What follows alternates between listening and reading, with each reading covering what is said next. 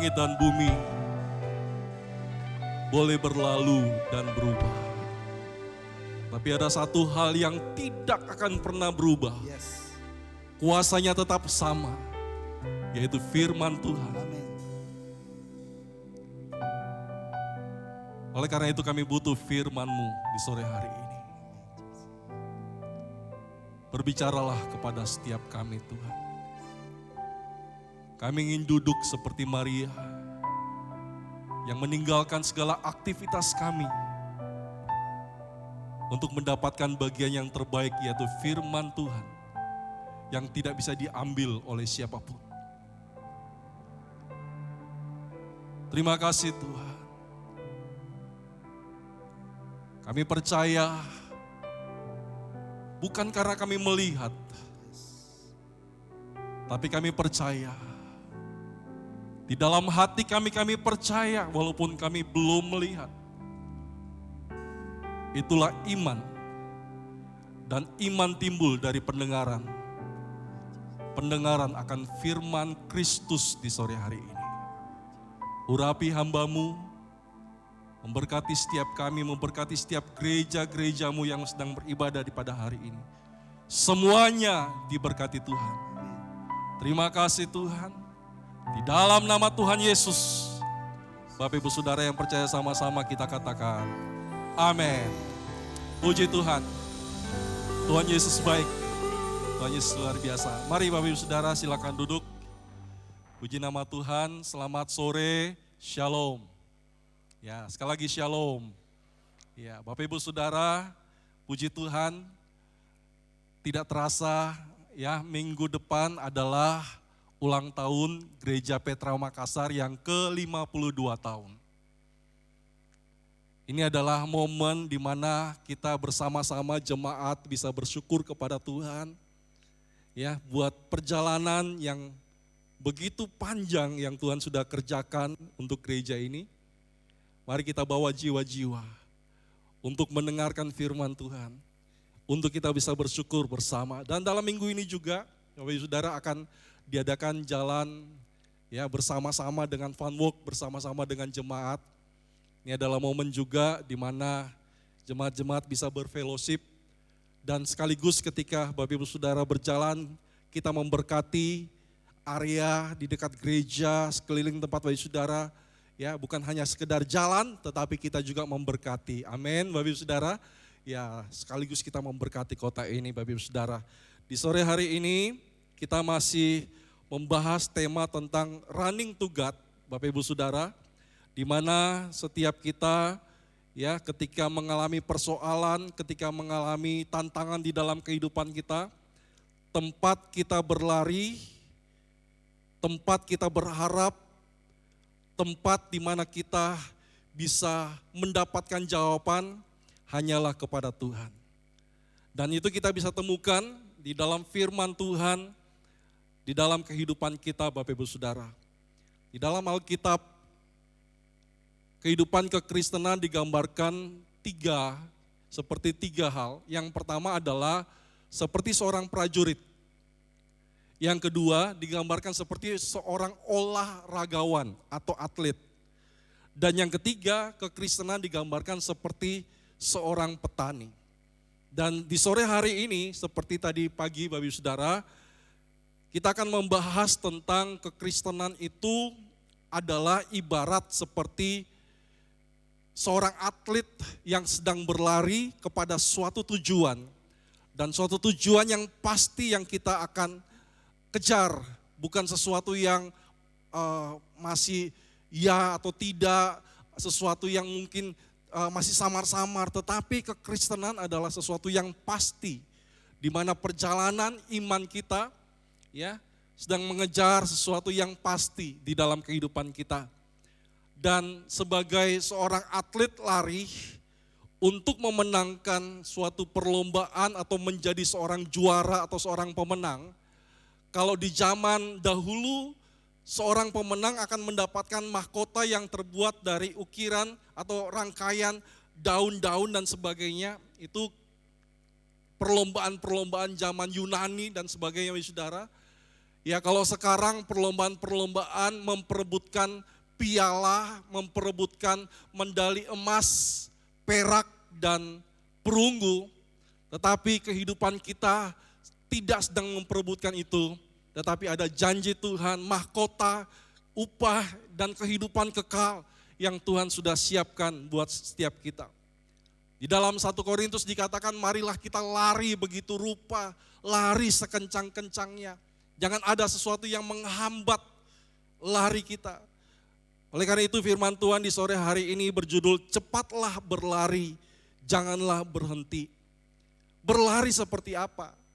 Berlari seperti gambaran ketika Lot dan keluarganya disuruh Tuhan untuk lari dari Sodom dan Gomora. Mereka harus lari menjauhi dunia, menjauhi dosa dalam kehidupan mereka. Mereka harus berlari sekencang-kencangnya.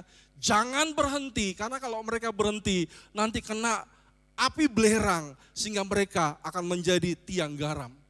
Oleh karena itu perjalanan atau lari begitu kencang ini, pada sore hari ini kita akan belajar dari kehidupan daripada Lot, Bapak Ibu Saudara. Ya, bagaimana Lot dipimpin Tuhan lewat 2 orang malaikat Tuhan yang datang menemui Lot untuk menyampaikan bahwa Lot harus keluar dari Sodom dan Gomora. Sodom dan Gomora ini adalah kehidupan yang penuh dengan dosa. Kehidupan duniawi harus kita tinggalkan. Dan kalau ketika kita meninggalkan dosa atau kehidupan yang duniawi, jangan jalan-jalan yang begitu santai. Kita harus berlari sekencang-kencangnya, karena dosa itu punya daya tarik. Mengapa banyak orang Kristen sudah rajin ke gereja, sudah rajin melayani, tetapi masih jatuh bangun di dalam dosa? Karena dia terlalu dekat dengan dosa. Dosa itu seperti magnet yang ketika kita semakin dekat, dia akan mempunyai daya tarik yang akan menarik kita. Makanya kalau kita melihat Yusuf ketika digoda oleh istri Potifar, dia tidak semakin mendekat tetapi dia semakin menjauh. Karena semakin mendekat akan semakin berbahaya di dalam kehidupan Yusuf pada waktu itu. Kita akan melihat bagaimana perjalanan Lot ketika keluar dari Sodom dan Gomora. Bapak Ibu Saudara, kita melihat di dalam Kejadian pasal yang ke-19 ayat yang pertama.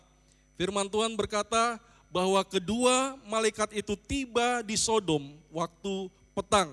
Lot sedang duduk. Ya, jadi kedua malaikat itu tiba tidak dalam bentuk wujud seperti seorang malaikat. Alkitab mencatat kedua malaikat ini turun dan menemui Lot dalam rupa seperti seorang manusia. Berbeda ketika malaikat itu datang menampakkan diri kepada Maria, ibu Yesus, itu dalam wujud malaikat yang ada sayap, ya, yang putih dan sebagainya. Tetapi kedua malaikat yang turun di dalam Kejadian pasal 19 ini dalam rupa dua orang manusia. Dikatakan bahwa Lot sedang duduk di pintu gerbang Sodom. Ketika melihat mereka, bangunlah ia, menyongsong mereka dan sujud dengan muka sampai ke tanah. Jadi Bapak Saudara, kita melihat di sini bahwa malaikat Tuhan bisa datang. Tuhan mengutus malaikat Tuhan untuk datang menolong kita. Dan rupanya seperti seorang manusia. Mungkin seringkali Tuhan telah menolong kehidupan kita lewat malaikat-malaikatnya yang datang dalam rupa seorang manusia. Mungkin ada Bapak Ibu Saudara pernah ke satu kota di mana Bapak Ibu Saudara sedang mengalami mobilnya mogok misalkan. Tidak ada siapa-siapa, gelap, tidak ada lampu. Tiba-tiba ada seseorang datang dan menawarkan bantuan kepada kita. Setelah mobil itu selesai diperbaiki, tiba-tiba orang itu sudah tidak ada lagi. Kita katakan, ih setan. Bukan setan Bapak Saudara, itu adalah malaikat yang Tuhan utus untuk menolong kita. Amin Bapak Saudara. Bisa dalam bentuk manusia. Mari Bapak Saudara kita melihat di dalam Ibrani pasal yang ke-13, ayat yang kedua.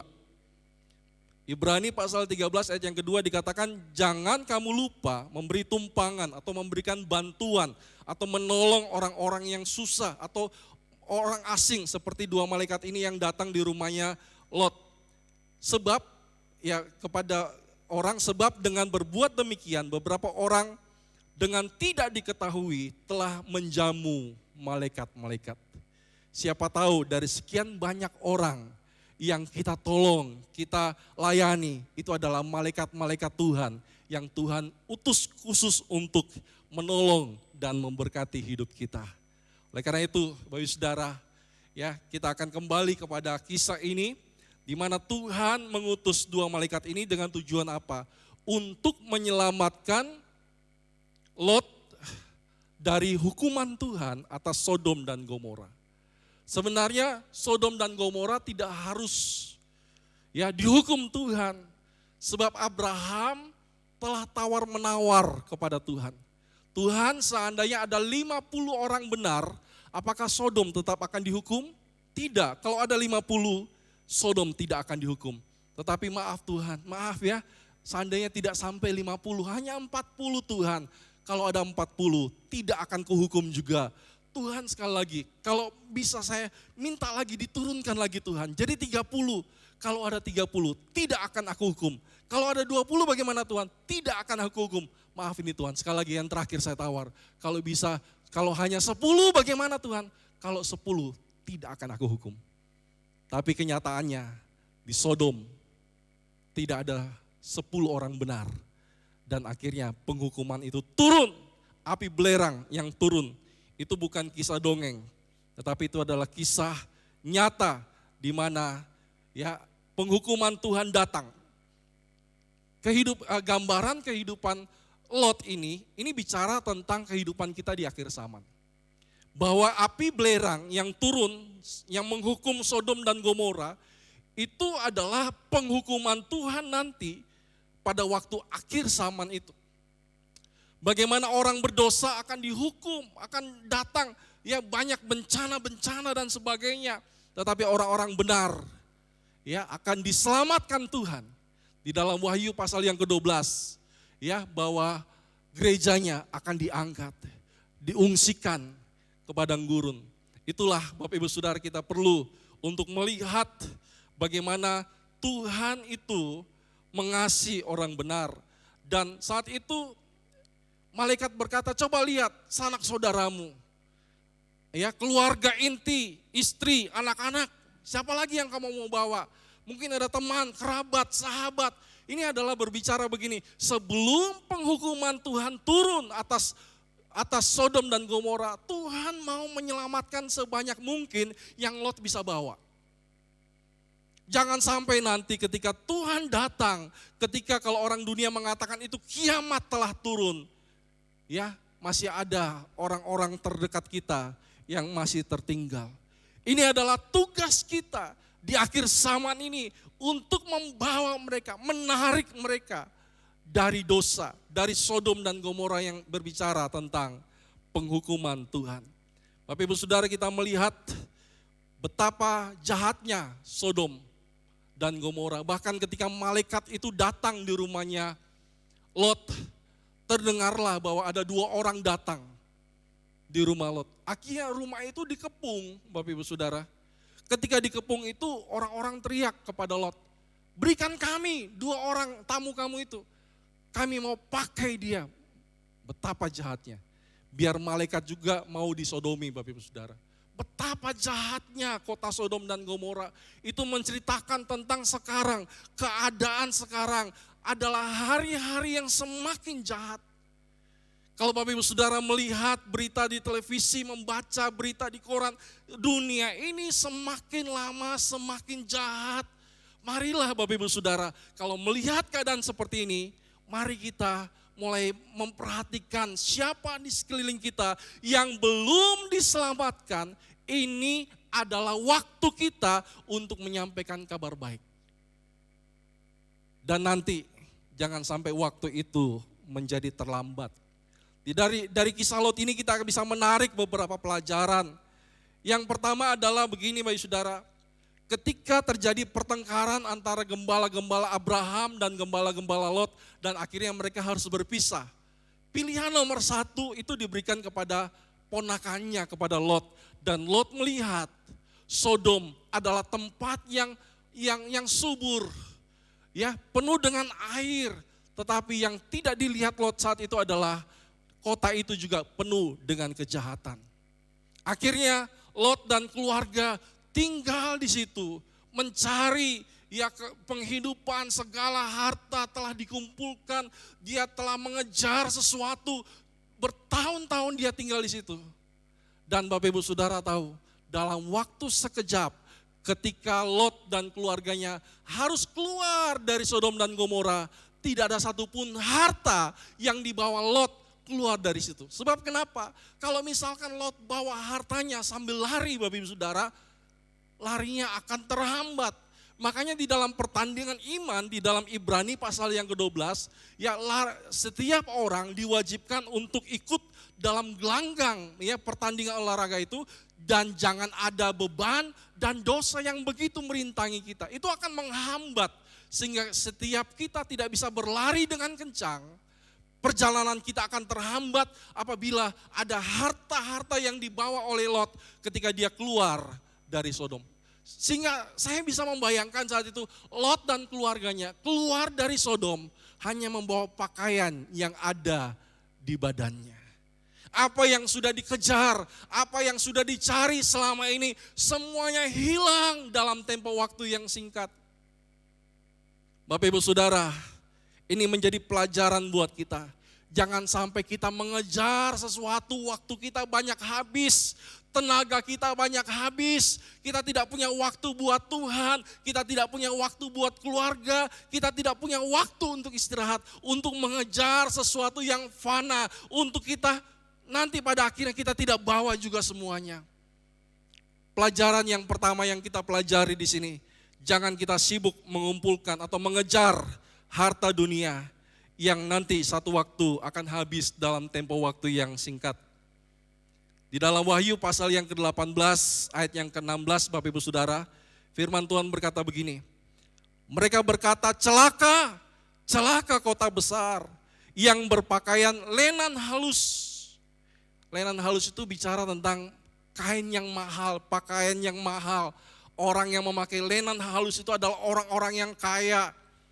Dan kain ungu juga dipakai oleh bangsawan, oleh raja-raja kain ungu. Dan kain kirmisi itu mahal-mahal. Dan dihiasi dengan emas dan permata dan mutiara. Jadi pakaiannya itu begitu mahal, ada emas, mutiara, ya, kemudian ada permata. Sebab, Bapak Ibu Saudara perhatikan ayat firman Tuhan ini. Dikatakan sebab dalam 1 jam saja kekayaan sebanyak itu sudah binasa. Ya, saya berharap Bapak Ibu Saudara bisa dengar suara saya. Amin, ya. Jadi dalam waktu yang singkat, dalam waktu sesaat, segala sesuatu yang dikumpulkan, segala sesuatu yang telah diraih, hilang dalam tempo waktu 1 jam saja. Itu tertulis di dalam Wahyu pasal yang ke-18 ini Bapak Ibu Saudara. Untuk itu marilah setiap kita sebagai anak-anak Tuhan menyadari akan hal ini. Jangan sampai waktu kita, tenaga kita, pemikiran kita habiskan untuk sesuatu yang fana, sesuatu yang akhirnya kita tinggalkan pada akhirnya. Makanya firman Tuhan berkata, kumpulkanlah hartamu di surga. Sebab ngengat, karat, dan pencuri tidak bisa mencurinya. Itu tertulis di dalam Matius pasal yang ke-6, Bapak Ibu Saudara, kalau kita bawa Alkitab kita bisa melihat Matius pasal yang ke-6 ayat yang ke-20. Firman Tuhan berkata, tetapi kumpulkanlah bagimu harta di surga. Di surga ngengat dan karat tidak merusaknya, dan pencuri tidak membongkar. Sebuah kisah yang pernah saya lihat, bagaimana seseorang setiap ada berkat, ya dia menabung uangnya 100.000 di dalam sebuah kaleng, Bapak Ibu Saudara. Ada berkat lagi, dia tabung lagi, dia tabung lagi, dia tabung lagi, dia tabung lagi. Hingga satu waktu sudah bertahun-tahun dia buka kalengnya, Bapak Ibu Saudara. Alangkah kagetnya dia, sebab uang yang dia kumpulkan itu tinggal setengah. Kenapa? Karena ada rayap yang memakan habis uang yang dia sudah kumpulkan selama ini. Jadi bagi saudara bahwa firman Tuhan sudah tidak pernah salah. Bahwa segala sesuatu harta yang kita kumpulkan itu mudah dimakan rayap, mudah dicuri, mudah berkarat. Makanya firman Tuhan katakan kumpulkanlah hartamu ya di surga. Itu adalah sesuatu yang kita bisa kumpulkan selama kita ada dalam dunia ini. Nanti ketika Bapak Ibu Saudara kita semua sudah ada di surga. Ketika kita semua ada di Yerusalem baru. Tidak ada waktu lagi untuk kita mengumpulkan itu. Karena kesempatan kita mengumpulkan itu saat kita ada di dalam dunia ini. Bapak Ibu Saudara, harta yang kita miliki sekarang, bisa tidak kita konversi? Kita memindahkan harta kita yang sifatnya sementara itu menjadi harta yang kekal. Ya, kata mengkonversi ini adalah mengubah dari harta kita yang fana kita ubah jadi kekal. Bisa tidak bagi saudara? Bisa. Cara untuk mengubah harta yang fana menjadi harta yang kekal adalah ketika kita memperhatikan kehidupan janda, kehidupan anak yatim piatu, untuk pekerjaan Tuhan di dalam gereja, untuk pekerjaan Tuhan di misi-misi. Di saat kita peduli, di saat kita menabur, di saat kita terlibat di dalam pekerjaan Tuhan itu, kita sedang mengkonversi harta kita yang sifatnya fana, diubah menjadi kekal. Ya, Bapak Ibu Saudara, marilah ya kita banyak-banyak sekarang untuk mengkonversi harta kita yang sifatnya sementara, kita ubah menjadi sesuatu yang kekal. Itu adalah pelajaran yang pertama. Jangan sampai kita mengejar sesuatu yang nanti pada satu waktu. Di dalam kitab Wahyu mengatakan dalam tempo 1 jam saja semuanya akan lenyap. Semuanya akan hilang Bapak Ibu Saudara. Ya, itu makanya Bapak Ibu Saudara kita perlu untuk mengejar sesuatu yang pasti. Yang kedua adalah jangan kita berlambat-lambat. Ketika malaikat Tuhan menyuruh Lot untuk keluar, ayo dengan segera. Jangan berlambat-lambat, jangan santai-santai. Nah ini, Kejadian pasal yang ke-19. Kejadian 19 ayat yang ke-15 sampai ayat yang ke-16. Ketika fajar telah menyingsing, kedua malaikat itu mendesak Lot untuk bersegera, katanya, bangunlah, bawalah istrimu dan kedua anakmu yang ada di sini, supaya engkau jangan mati lenyap karena kedurjanaan kota ini. Ayat yang ke-6, ketika ia berlambat-lambat. Siapa ia? Lot berlambat-lambat. Kenapa? Karena hatinya masih melekat pada hartanya. Karena pikirannya masih melekat pada segala sesuatu yang dia telah cari selama ini. Itu yang membuat perjalanan kita berlambat-lambat. Itu yang menghambat kita sehingga kita tidak bisa berlari dengan kencang. Itulah yang membuat kita tidak bisa mencapai apa yang Tuhan mau dalam hidup kita. Dikatakan maka ketika ia berlambat-lambat, maka tangan istrinya dan tangan kedua anaknya dipegang oleh kedua orang itu. Kedua orang itu adalah malaikat itu, sebab Tuhan hendak mengasihani dia, lalu kedua orang itu menuntunnya keluar kota dan melepaskannya di sana. Bapak Ibu Saudara, di waktu-waktu ini kita jangan berlambat-lambat. Kita harus berlari dengan kencang. Kita harus fokus kepada garis akhir pertandingan kehidupan kita. Apa garis akhir kehidupan kita, Bapak Saudara? Itulah yang dinamakan dengan kita mencapai kepada kesempurnaan. Hidup kekal yang kita kejar. Kita didewasakan Tuhan menjadi mempelai-mempelainya. Kita diubah menjadi serupa dengan gambar Yesus. Dan kita memperoleh upah dan mahkota yang Tuhan sudah siapkan di dalam kehidupan kita. Gambaran Lot yang berlambat-lambat ini, ya, itu bisa digambarkan seperti orang Kristen yang terhambat, yang berlambat-lambat, lambat mengerti rencana Tuhan, lambat untuk diajar, lambat untuk meraih janji Tuhan, lambat untuk mengerti rencana Tuhan, lambat untuk mengerti firman Tuhan. Jangan kita terlambat. Kita harus cepat tanggap apa yang Tuhan mau di dalam kehidupan Bapak Ibu Saudara sekalian. Ya. Ketika berlari itu, marilah kita berlari dengan kencang. Ayat yang ke-17 Bapak Ibu Saudara, Kejadian pasal yang ke-19 ayat yang ke-17.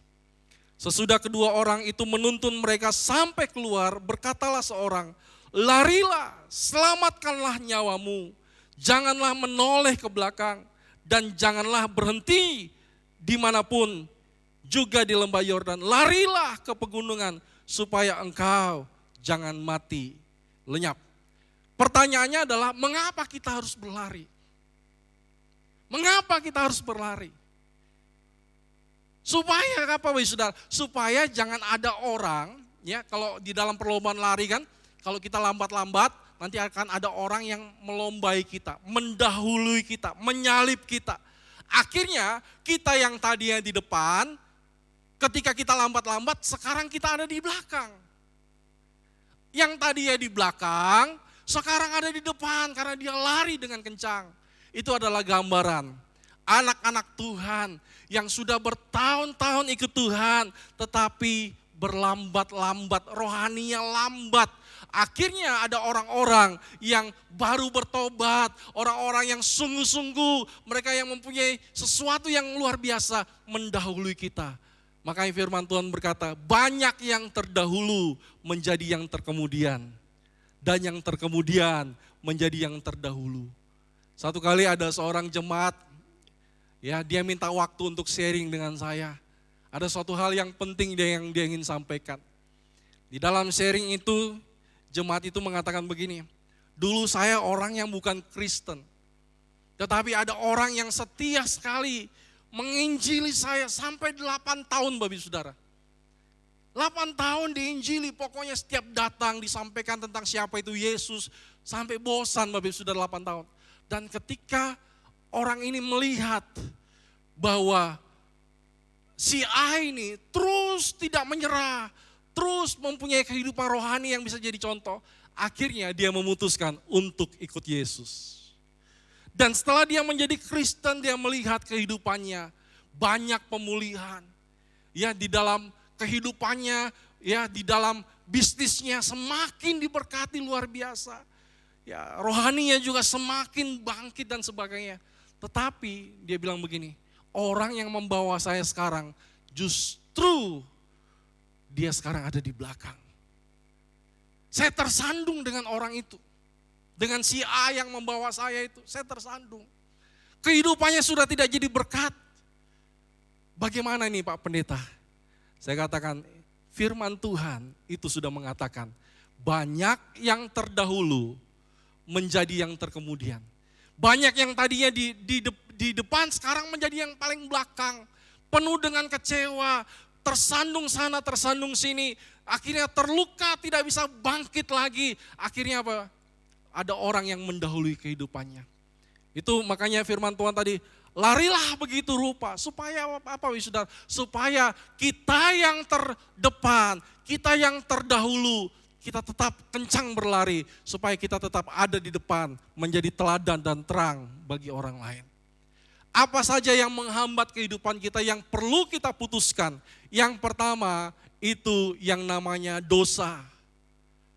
Jadi dosa ini adalah sesuatu yang perlu kita putuskan. Ini yang menghambat sehingga kita tidak bisa berlari. Dosa inilah yang membuat kita tidak bisa sekencang-kencangnya. Kita berlari seperti ada yang menghambat kehidupan kita. Oleh karena itu Bapak Saudara, jangan sampai ada dosa-dosa yang membuat kita berlambat-lambat. Dosa itu akan menghambat pertandingan iman kita. Dosa itu akan menghambat lari kita. Yang kedua, yang membuat kita terhambat atau yang membuat yang perlu kita putuskan, ini tali-tali yang menghambat kita, yang mengikat kita, yang perlu kita putuskan. Yang kedua adalah sifat-sifat kedagingan kita. Ya, kedagingan itu sesuatu yang perlu kita tinggalkan, kita perlu matikan. Tadi pagi saya sampaikan salah satu cara untuk mematikan sifat daging kita adalah dengan cara doa dan puasa. Sebab daging paling tidak suka dengan doa, apalagi puasa.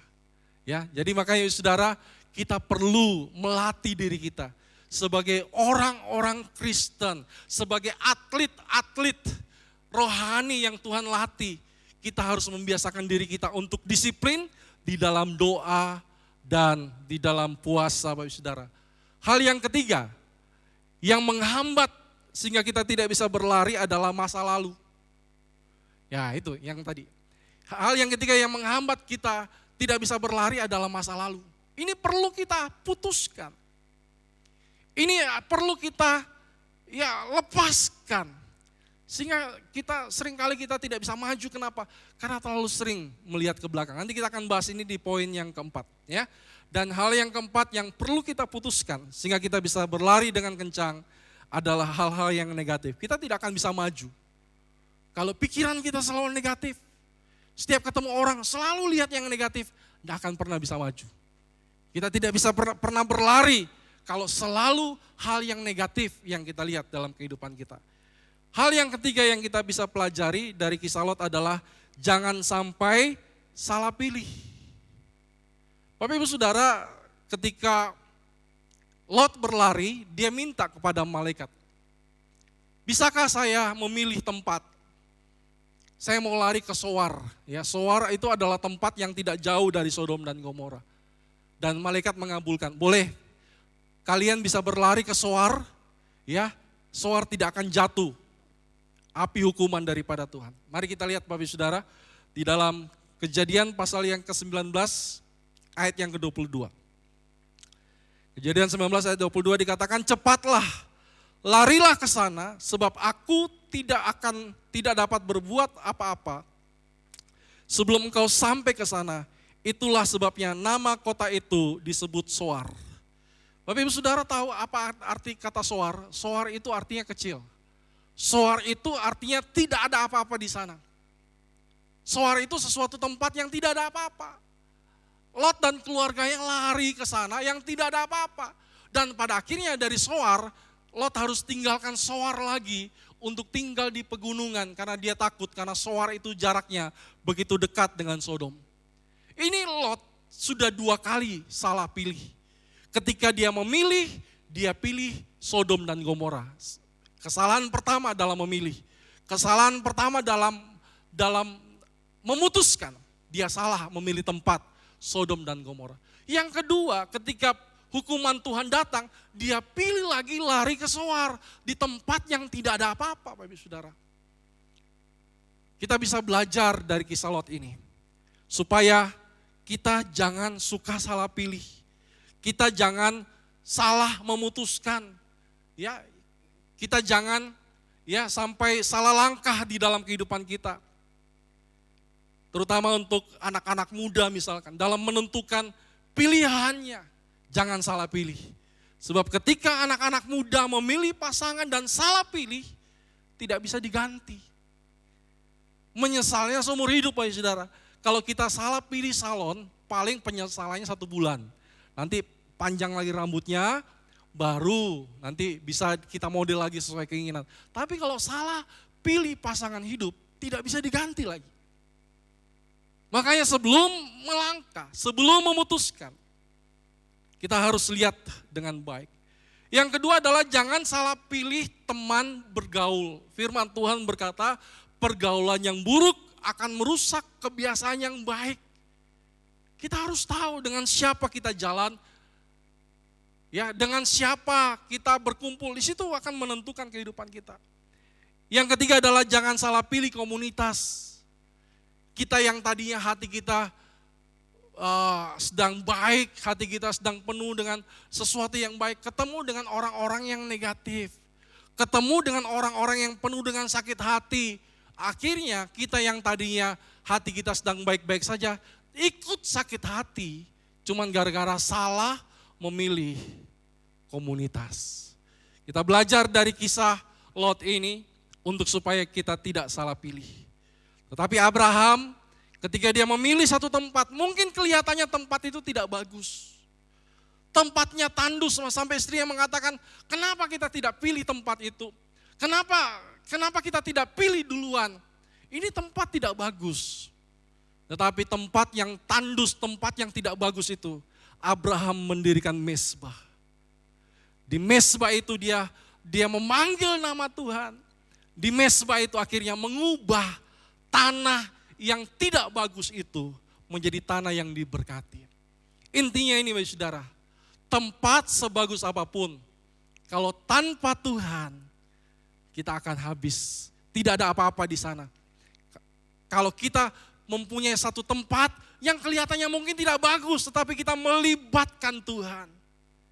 Kita mengundang Tuhan di dalam kehidupan kita. Maka Tuhan sanggup untuk mengubah tempat itu menjadi tempat yang diberkati, Bapak Ibu Saudara. Hal yang keempat yang kita bisa tarik pelajaran dari kisah Lot ini adalah jangan menoleh ke belakang.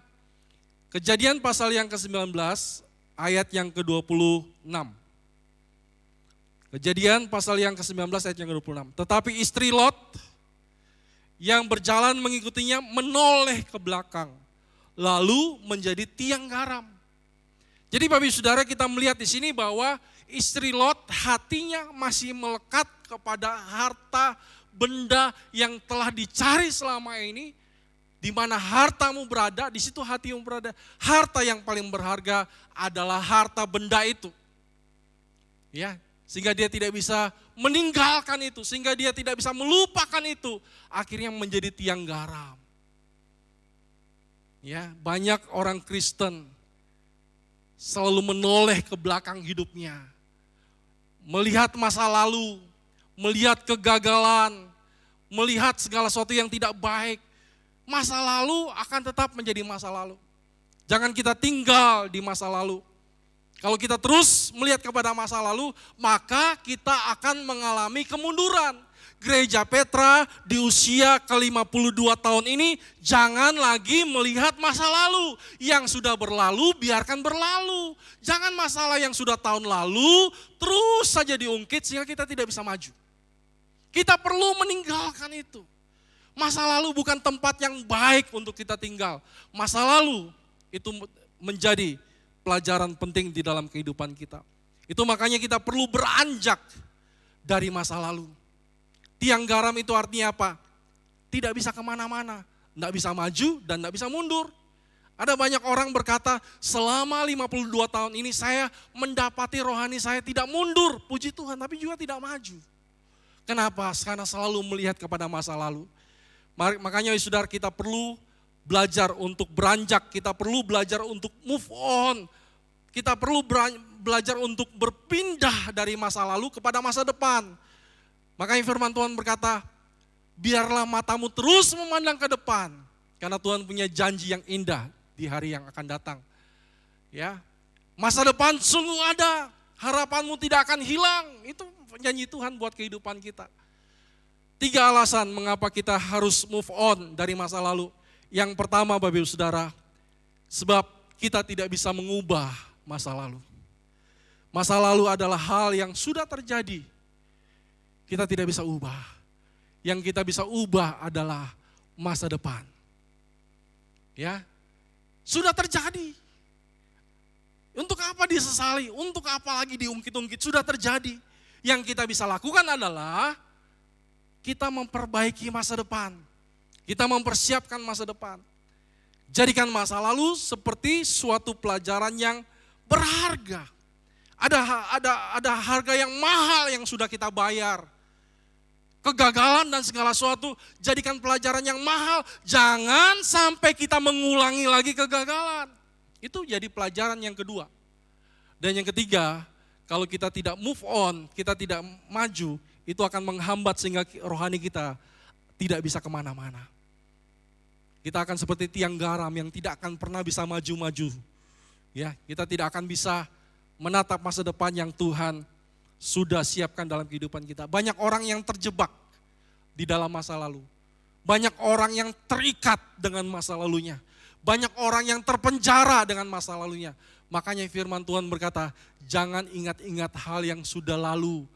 Dari zaman purbakala itu jangan diingat-ingat lagi. Yesaya pasal yang ke-43. Ayat yang ke-18 sampai dengan ayat yang ke-19. Firman Tuhan berkata, firman-Nya, jangan ingat-ingat hal-hal yang dahulu. Sudah tahu saya ingat. Sudah terjadi. Kita tidak bisa ubah lagi.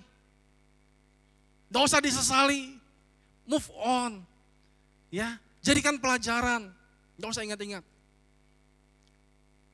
Dan janganlah memperhatikan hal-hal dari zaman purbakala. Sudah lama, tidak usah diungkit-ungkit lagi. Tutup buku. Ya, tutup buku. Sebab Tuhan punya lembaran yang baru yang perlu kita tulis kehidupan kita di lembaran yang baru itu. Ayat yang ke-19, lihat, aku hendak membuat sesuatu yang baru. Ini adalah janji Tuhan. Mengapa kita harus jangan ingat-ingat masa lalu? Karena ada sesuatu yang baru yang Tuhan mau kerjakan. Tuhan tidak akan bisa memberikan sesuatu yang baru kalau kita masih tinggal di masa lalu. Kita tidak bisa memiliki sesuatu yang baru yang Tuhan siapkan buat kita kalau kita masih ingat-ingat zaman-zaman purbakala. Kegagalan kita, segala hal yang tidak baik kita terus ingat. Kita tidak bisa menatap masa depan yang Tuhan sudah siapkan buat setiap kita. Lihat, aku sedang mengadakan sesuatu yang baru yang sekarang sudah tumbuh. Belumkah kamu mengetahuinya? Bapak Ibu Saudara tahu tidak bahwa ini ada sesuatu yang Tuhan siapkan buat kita. Makanya firman Tuhan tanya, sudah tahu atau belum? Bapak Ibu Saudara sudah tahu atau belum? Ada masa depan yang Tuhan siapkan buat setiap kita. Kegagalan, tinggalkan itu. Jadikan suatu pelajaran berharga. Jangan kita mengulangi lagi kegagalan itu. Kita beranjak di masa depan. Ya, aku hendak membuat jalan di padang gurun. Adakah jalan di padang gurun, Bapak Saudara? Tidak ada. Hal yang mustahil Tuhan akan lakukan buat kita asal kita percaya. Dikatakan apa lagi? Dan sungai-sungai di padang belantara. Di padang belantara ada sungai? Tidak ada. Kering seperti sekarang. Semuanya kering, Bapak Saudara. Tidak ada apa-apa. Tapi Tuhan sanggup untuk menjadikan tempat yang kering itu penuh dengan menjadi sungai-sungai di padang belantara. Oleh karena itu, Bapak Saudara, jangan memandang ke belakang. Makanya firman Tuhan berkata, siapa yang membajak tetapi pandangannya terus ke belakang, dia tidak layak untuk kerajaan Allah. Ya, kita harus terus berlari. Sekarang bagaimana caranya kita mengetahui, ini bagian terakhir Bapak Saudara ya. Bagaimana caranya kita ketahui bahwa kita sudah berlari di track yang tepat. Kita sudah berlari di jalan yang benar. Atau kita sedang berlari di jalan yang salah. Apa tandanya kita berlari di jalan yang salah? Apa tandanya kita berlari di jalan yang benar? Ini tandanya. Orang yang rohaninya semakin lama dia makin kuat, makin berapi-api, makin semangat kehidupan kerohaniannya, dia berlari ke tempat yang benar. Tetapi kalau makin hari dia melihat dirinya makin lemah, makin banyak kecewa, makin banyak putus asa, makin banyak marah dan sebagainya, dia sedang berjalan di jalan yang salah, yang dia rasa jalan itu adalah jalan yang benar. Ayat terakhir Bapak Saudara, mari kita lihat Mazmur 84 ayat yang ke-8. Mazmur 84 ayat yang ke-8, mereka berjalan, sama-sama Bapak Saudara kita baca, 1, 2, 3, mereka berjalan, makin lama, makin kuat. Hendak apa? Hendak menghadap Allah di Sion. Perjalanan kita bisa tahu sekarang. Kita berjalan di jalan yang benar ketika kita mendapati kehidupan kita. Walaupun tantangan banyak, tapi kita mendapati kita makin lama makin kuat. Ini jalan yang sudah benar yang kita jalani. Tapi kalau makin hari kehidupan kita semakin lemah, banyak kecewa dan sebagainya, kita sedang berjalan menuju kepada maut, mengarah kepada iblis yang selalu melemahkan kehidupan kita. Bapak Ibu Saudara, di dalam sebuah pertandingan atau sebagai seorang atlet rohani, kita dilatih untuk ketika kita berlomba, mari berlomba secara sportif. Berlomba dengan fair play. Bapak Ibu Saudara tahu apa sportif dan fair play? Artinya kita harus mentaati aturan yang ada. Jangan curang di dalam perlombaan. Untuk menjadi juara, untuk menjadi pemenang, bahkan untuk menjadi lebih daripada pemenang, jangan pakai cara-cara yang tidak bagus. Marilah kita menonton satu video, tayangan ini 3 menit. Saya percaya video ini bisa mengubah kita, meredefinisi tentang apa arti sebuah kemenangan di dalam kehidupan kita.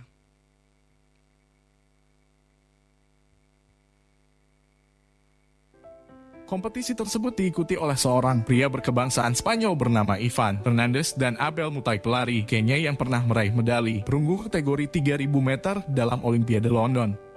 9 tahun sudah kejadian ini berlalu, tepatnya pada 2 Desember 2012 silam. Namun spirit dari pria yang memiliki hati dan jiwa yang besar, yaitu Ivan Fernandez, masih hadir sampai saat ini dan tak akan lekang oleh waktu. Kisah ini terjadi ketika pagelaran lari maraton berlangsung. Pada saat itu Mutai melesat lumayan jauh dari Fernandez. Akan tetapi sesaat sebelum melangkah ke garis finish, Mutai tiba-tiba berhenti. Ia mengira telah berhasil menyelesaikan perlombaan itu, padahal masih berjarak kurang lebih 10 meter di depannya. Garis finish akan bisa disentuh Mutai. Atlet Spanyol, Ivan Fernandez berada tepat di belakangnya dan menyadari apa yang sedang terjadi, bahwa pada saat itu Mutai kebingungan dalam melihat garis finish. Ivan berteriak kepada pelari Kenya itu untuk terus berlari. Akan tetapi Mutai yang berkebangsaan Kenya tidak mengerti apa yang diucapkan oleh Fernandez tersebut. Pada saat itu Ivan langsung menghampiri Mutai. Kemudian apa yang terjadi? Ivan Fernandez malah mendorongnya sampai ke garis finish.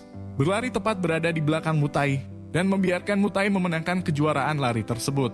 Kemudian, sontak orang-orang yang melihat kejadian itu dibuat terkejut oleh sikap Fernandez yang menggiring dan membiarkan lawan tandingnya itu menang. Seorang jurnalis bertanya kepada Ivan, mengapa Anda melakukan hal itu? Ivan menjawab, impian saya adalah suatu hari nanti kita dapat hidup bersama dan memiliki moral yang baik di dalam masyarakat. Jurnalis itu bersikeras, tapi mengapa Anda membiarkan orang Kenya itu menang? Ivan menjawab, saya tidak membiarkan dia menang, memang dia pasti akan menang. Jurnalis itu bersikeras lagi, tapi Anda bisa menang jika tidak membantunya. Ivan memandang dan menjawab, tapi apa manfaat dari kemenangan saya? Apa kehormatan dari medali itu? Apa yang akan ibu saya pikirkan dan katakan tentang itu kepada saya? Sebuah pernyataan yang menusuk hati dari seorang pria yang berjiwa besar tersebut menutup kisah ini. Banyak pesan moral yang terdapat dalam kisah tersebut. Salah satunya kemenangan itu bukan hanya tentang medali. Lebih dari itu, kemenangan adalah tentang bagaimana seseorang yang bisa terbebas dari kemunafikan yang membelenggunya, sehingga dapat meraih hati dan jiwa yang besar. Terima kasih Ivan Fernandez yang telah menjelaskan harga dari sebuah kemenangan.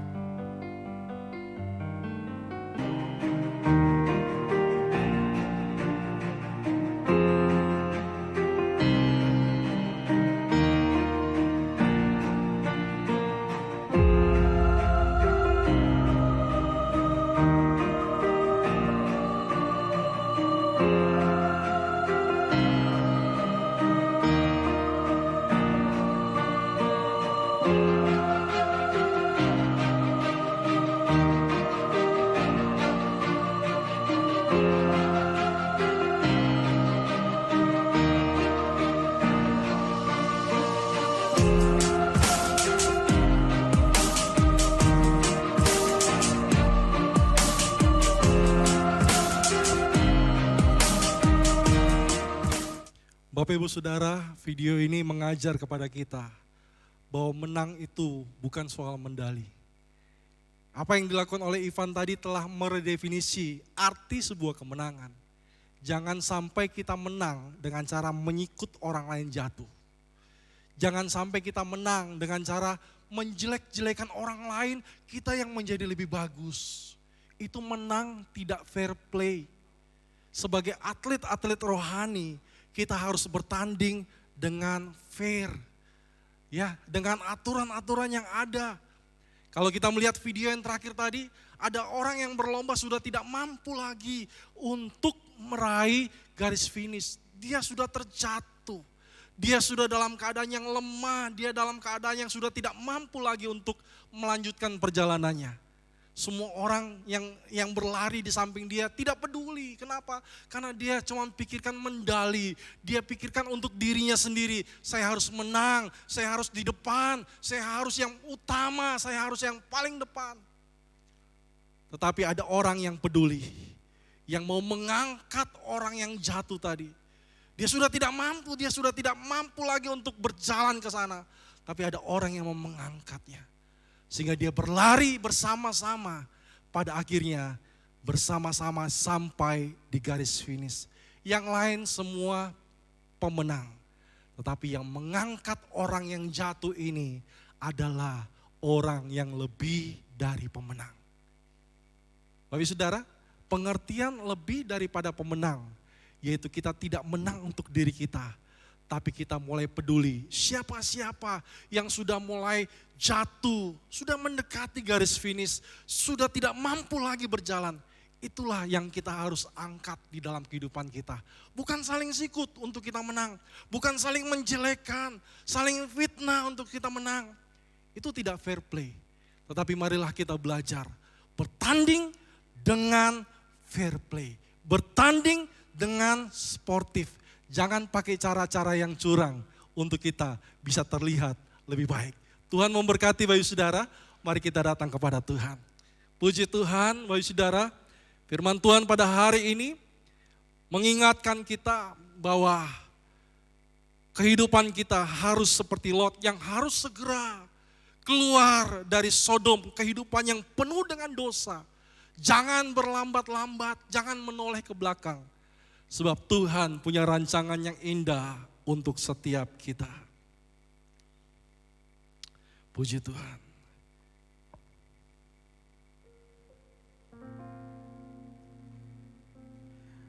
Ajarku mengerti saat jalanmu tak bisa kulihat. Kau tetap setia, ingatkanku lagi, hidupku ada di dalam tanganmu, rancanganmu Tuhan,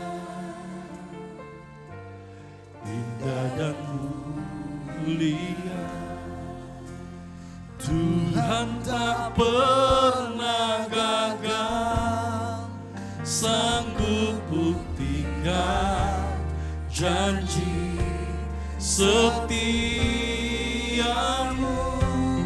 untuk selamanya. Imanku berkata,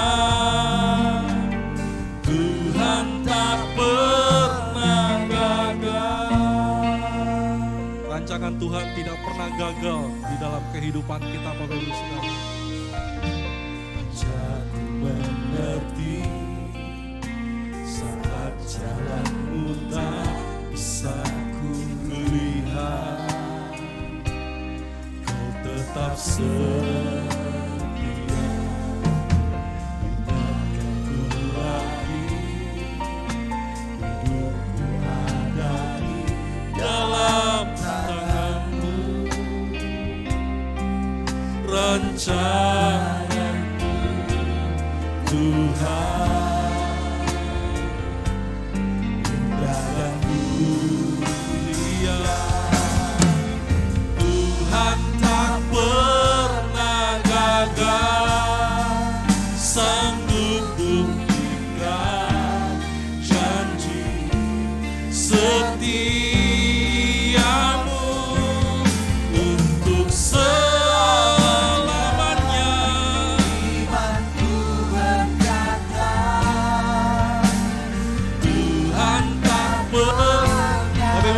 saya jemput kita bagi berdiri bersama-sama, kita katakan bersama.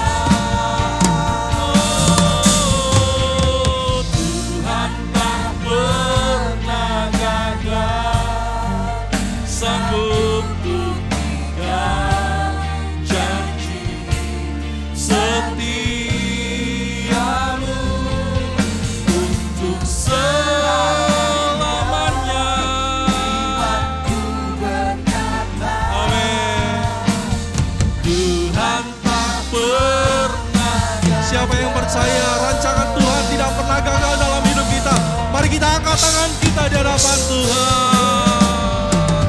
Tuhan tak pernah gagal, sanggup buktikan janji setiamu untuk selamanya. Imanku berkata, Tuhan tak pernah gagal. Tuhan tak pernah gagal, sanggup buktikan janji setiamu untuk selamanya. Berkata, Tuhan tak pernah gagal untuk selamanya.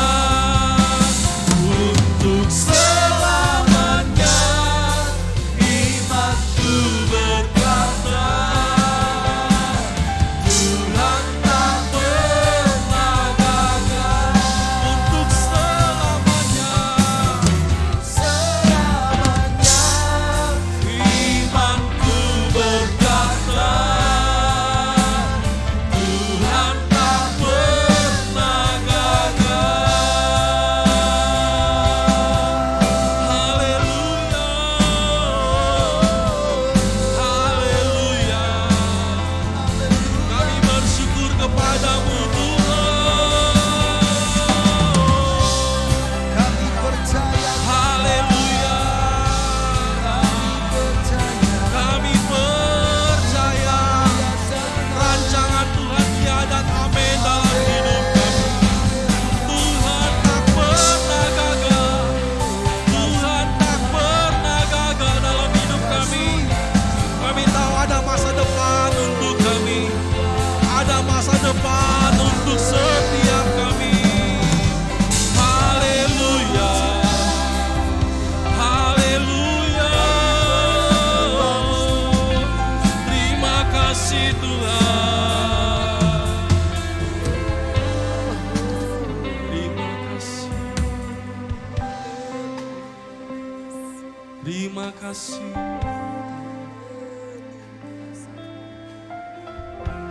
Terima kasih. Tuhan tidak pernah melihat masa lalu Rahab. Walaupun dulunya dia seorang pelacur.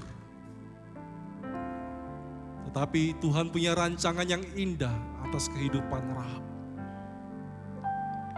Tuhan tidak pernah melihat Gideon yang penakut. Tapi Tuhan punya rancangan yang indah untuk Gideon. Untuk memimpin 300 orang untuk mengalahkan musuhnya. Tuhan tidak pernah melihat masa lalu kita. Sebab Tuhan telah menyiapkan kepada kita suatu masa depan. Hari depan yang penuh harapan. Oleh karena itu Bapak Ibu Saudara, mari move on. Mari bangkit. Berlari, jangan berhenti, jangan menoleh ke belakang. Untuk supaya kita bisa meraih garis finish bersama-sama. Sehingga kita menjadi pemenang, bahkan lebih daripada pemenang. Kita angkat orang-orang yang sudah jatuh sekarang dengan luka, kecewa, kepahitan, kemarahan. Angkat mereka. Mari kita lari bersama-sama sampai di garis finish bersama-sama. Sehingga setiap kita menjadi orang-orang yang lebih daripada pemenang. Terima kasih Tuhan. Terima kasih Tuhan. Terima kasih. Materikan firman-Mu dalam kehidupan kami. Jadikan kami pelaku-pelaku firman. Di dalam nama Tuhan Yesus kami berdoa. Haleluya. Amin. amin. Puji Tuhan, Yesus memberkati kita semua. Silakan duduk kembali. Saya percaya semua